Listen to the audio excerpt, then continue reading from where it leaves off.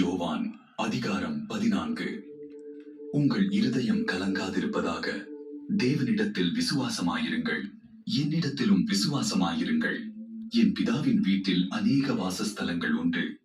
அப்படி இல்லாதிருந்தால் நான் உங்களுக்கு சொல்லியிருப்பேன். ஒரு ஸ்தலத்தை உங்களுக்காக ஆயத்தம் பண்ண போகிறேன்.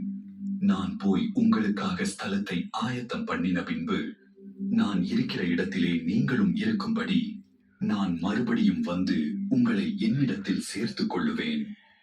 நான் போகிற இடத்தை அறிந்திருக்கிறீர்கள், வழியையும் அறிந்திருக்கிறீர்கள் என்றார். தோமா அவரை நோக்கி, ஆண்டவரே, நீர் போகிற இடத்தை அறியோமே, வழியை நாங்கள் எப்படி அறிவோம் என்றான். அதற்கு இயேசு, நானே வழியும் சத்தியமும் ஜீவனுமாயிருக்கிறேன். என்னாலே அல்லாமல் ஒருவனும் பிதாவினிடத்தில் வரான். என்னை அறிந்தீர்களானால் என் பிதாவையும் அறிந்திருப்பீர்கள். இது முதல் நீங்கள் அவரை அறிந்தும் அவரை கண்டும் இருக்கிறீர்கள் என்றார்.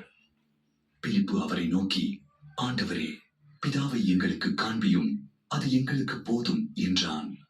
அதற்கு இயேசு, பிலிப்புவே, இவ்வளவு காலம் நான் உங்களுடனே கூட இருந்தும் நீ என்னை அறியவில்லையா?